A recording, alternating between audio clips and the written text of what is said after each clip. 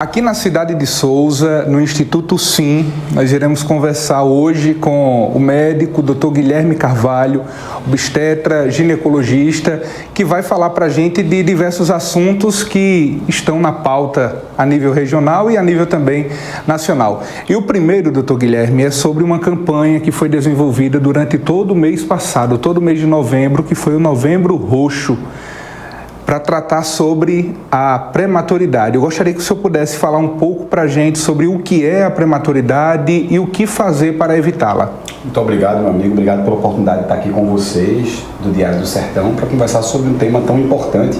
O novembro é roxo, mas a gente tem que ter essa prevenção durante o ano todo, dezembro, janeiro, fevereiro, porque infelizmente a prematuridade é extremamente comum na nossa sociedade. Só para você ter ideia, 1 a cada 10 partos que acontecem são de bebês prematuros.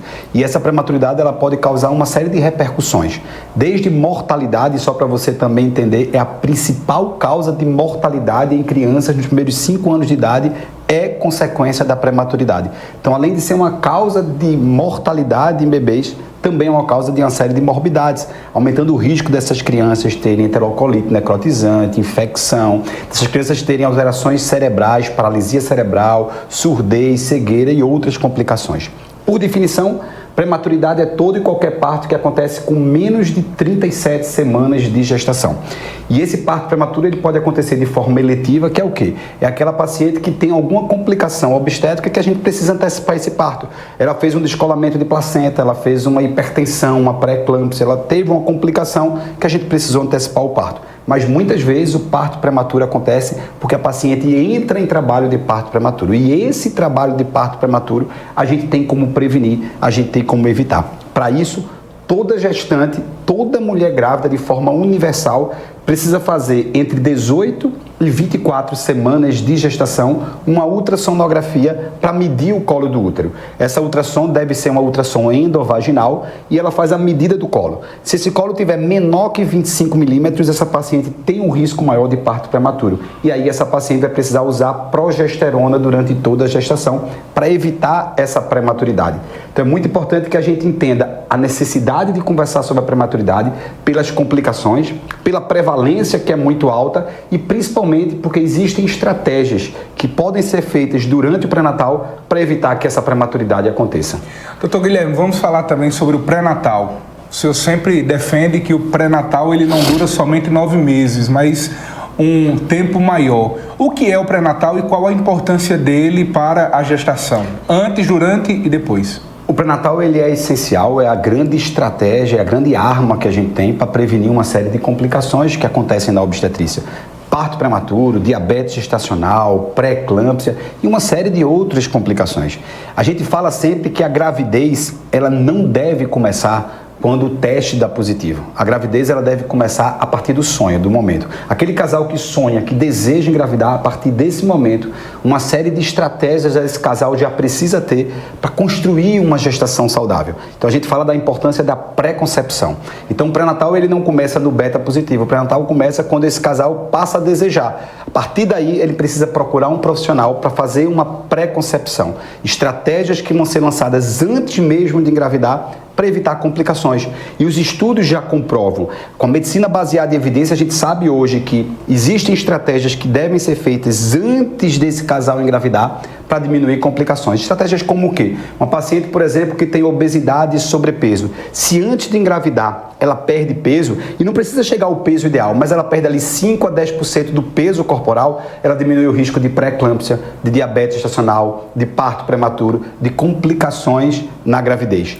Uma paciente que antes de engravidar descobre, por exemplo, que tem um hipotireoidismo. O hipotireoidismo está associado a abortamento, a perdas gestacionais de repetição, a outras complicações obstétricas. Se ela trata esse hipotireoidismo antes, ela vai diminuir o risco de complicações na gravidez. Antes de engravidar, avaliar a questão nutricional dessa paciente. Como é que está o ferro? Como é que está a vitamina D? Como é que está a vitamina B12? Como é que está o metilfolato? A gente sabe que deficiências de alguns nutrientes impactam no desenvolvimento do bebê. A gente precisa lembrar que a mulher, durante a gravidez, é fonte exclusiva de nutrição para esse bebê. Se ela tem deficiência de micronutrientes, se ela tem deficiências de algumas vitaminas, esse bebê vai ser gerado, vai ser formado faltando esses nutrientes. E isso vai gerar impacto, principalmente impacto neurológico. A gente precisa entender que não é à toa que a gente tem visto um aumento tão grande de crianças com TDAH, com autismo, com déficits cognitivos, com complicações neurológicas. A gestante mudou. A gente precisa entender que, como a gestante mudou, o pré-natal também precisa mudar. O impacto do estresse, então a gente precisa orientar essas pacientes antes mesmo de engravidar, cuidado com a sua saúde mental. Isso é muito importante. Então, existem várias estratégias que são feitas antes desse beta positivo. Então, de fato, gravidez não tem 9 meses, gravidez tem 12 meses. E o trimestre 0, aqueles 3 meses que antecede o teste positivo, ele é fundamental para a gente construir uma gestação saudável. O senhor falava sobre as famílias que enfrentam justamente esse pré-natal, a gravidez e que sonham com a gravidez. O que dizer para aquelas famílias que lutam diariamente em relação à infertilidade? Casais que tentam, sonham em ter um filho, em gerar aquela vida, mas que enfrentam essa realidade da infertilidade. Infelizmente, a infertilidade ela é muito comum e tem aumentado em nosso meio. Só para vocês entenderem, 15 a 17% dos casais apresentam infertilidade. É uma taxa muito alta. Infertilidade, por definição, é todo e qualquer casal que passa um ano tendo vida sexual ativa sem usar nenhum método contraceptivo e no período de um ano não consegue engravidar. Aí se define a infertilidade. Quando essas mulheres têm mais de 35 anos, vale a pena investigar a infertilidade quando eles já estão tentando 6 meses e não conseguiram. E quando a mulher tem mais de 40 anos, essa investigação deve ser de imediata. Mas a definição de infertilidade é o casal que passa um ano tentando e no período de um ano não consegue engravidar. É importante porque tem muito casal que passa 3 meses, 4 meses, já vem para cá ansioso, achando que tem uma infertilidade. E não, tem que ter calma, tem que ter tranquilidade.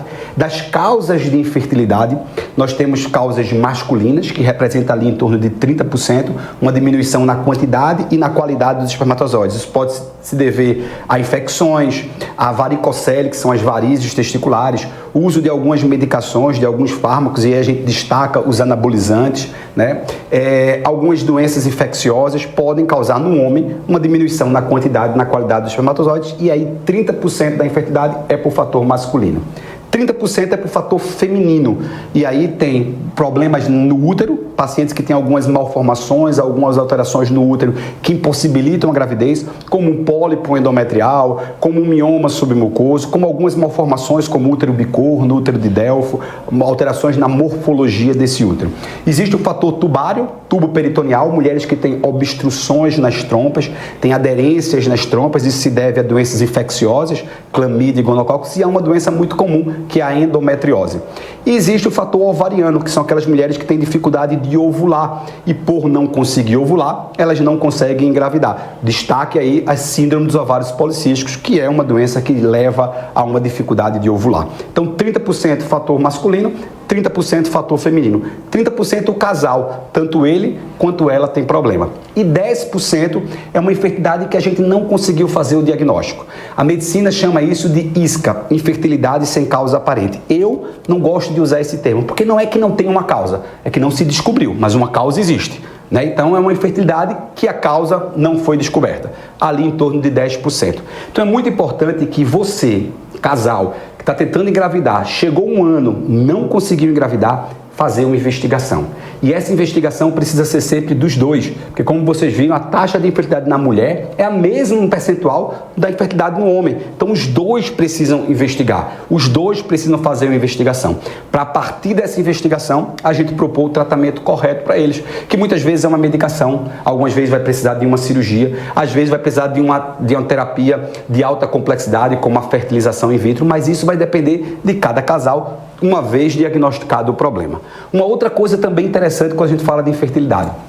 Tem casais que já tiveram um filho, já tiveram 2 filhos, ou já tiveram um abortamento, enfim, já tiveram uma gravidez. E aí eles estão agora um ano e meio tentando engravidar, não conseguem. E esse casal diz, não, mas eu não tenho infertilidade, que eu já engravidei. A gente precisa lembrar que a infertilidade é o casal que passa um ano tentando e não consegue. Se você já teve 10 filhos e agora não está conseguindo, você tem infertilidade. A gente chama essa infertilidade de infertilidade secundária, que é aquele casal que já teve filho, mas é uma infertilidade e precisa investigar. Porque muitas vezes o marido chega aqui e diz, não, eu não tenho nada não, que eu já fiz filho. Você já fez filho há 3 anos atrás, há 5 anos atrás. Hoje, a gente precisa precisa entender se está acontecendo alguma coisa. Então, o segredo é fazer uma investigação. E aí você poderia me perguntar, e por que tem aumentado a infertilidade? A infertilidade tem vários motivos que a gente justifica esse aumento, e de fato tem aumentado. Um dos principais fatores do aumento da infertilidade é a idade materna. As mulheres hoje têm tentado engravidar mais tarde. As mulheres hoje têm procurado o início da vida reprodutiva mais tarde, muitas vezes ali depois dos 35 anos. E a gente sabe que depois dos 35 anos diminui a quantidade e a qualidade desses folículos, fazendo com que elas tenham uma dificuldade maior de engravidar. Segundo, estilo de vida. Hoje o casal, tanto o homem quanto a mulher, são mais sedentários, têm mais obesidade e sobrepeso, e isso impacta na capacidade reprodutiva dos dois, tanto da mulher quanto do homem. Terceiro, algumas doenças que têm aumentado muito a sua incidência, como a endometriose. A gente tem visto cada vez mais diagnóstico de endometriose. A endometriose é uma causa comum de infertilidade. E uma outra coisa que a gente precisa destacar é o uso indevido e indiscriminado de anabolizantes, principalmente por homens que usam hoje os anabolizantes esteroides para aumentar a massa magra, para ganhar uma melhor performance na academia. Infelizmente, essas medicações podem causar infertilidade e muitas vezes uma infertilidade definitiva, inclusive. Então a gente precisa lembrar e ter esse cuidado, porque infelizmente, cada dia que passa a gente tem visto um número maior de casais com dificuldade reprodutiva. E o senhor tem acompanhado muitos casais aqui no Instituto Sim, em Souza? Muito. A gente acaba que começa a ter alguns nichos, né? E hoje eu tenho uma demanda muito grande de casais tentando engravidar e de casais que iniciaram uma gravidez. Então, cada vez a gente tem tido mais o acompanhamento de casais com infertilidade. E para esse casal a gente precisa lembrar que tem a ansiedade, tem o medo, tem a angústia, tem toda a frustração, mas a gente precisa ter muita calma, ter muita tranquilidade, ter muita fé em Deus, perseverar na sua vida e ter a certeza, a convicção de que você vai conseguir. O que não pode é ficar de braços cruzados. Ter que ir atrás de um profissional, fazer os exames que vão ser necessários, fazer os tratamentos que vão ser necessários. E muitas vezes você tem um diagnóstico de fertilidade e fica naquela, mas o tratamento é caro. Às vezes não. Às vezes é só um remédiozinho que compra na farmácia, toma um remédio e vai conseguir engravidar. Então não vai achando que tudo vai ser caro, que tudo vai ser difícil. Agora, é importante trabalhar a sua espiritualidade, é importante ter fé em Deus, é importante saber que Ele está no comando e que você vai conseguir sim ser mãe, ser pai, tenha certeza absoluta disso. Doutor Guilherme atualmente atende em Souza, mas também na capital João Pessoa. Atendo em Souza, atendo em João Pessoa. A gente hoje abriu a unidade do Instituto Sim na cidade de João Pessoa. Era um pedido, era uma promessa, inclusive, nossa. Graças a Deus as coisas também estão acontecendo. E a gente espera que o Instituto Sim cresça em toda a Paraíba e fora da Paraíba, levando para os pacientes um atendimento de qualidade, respeitando cada paciente na sua individualidade e, acima de tudo, levando o conhecimento para que elas entendam os seus problemas, compreendam os problemas, para assim nos ajudar nas soluções. E lembrar que o segredo da medicina, o segredo na saúde da mulher, o segredo na obstetrícia, na ginecologia, é que a gente cada vez mais trate menos doença e previna mais essas doenças. Então a prevenção é a chave do segredo. E na obstetrícia, na gravidez, quantidade de coisas que a gente pode prevenir. A gente pode prevenir diabetes, a gente pode prevenir pré-eclâmpsia, a gente pode prevenir parto prematuro, a gente pode prevenir uma série de coisas. Então, lembrar que é muito importante que a gente faça cada vez mais prevenção e cada vez menos tratamento de doença.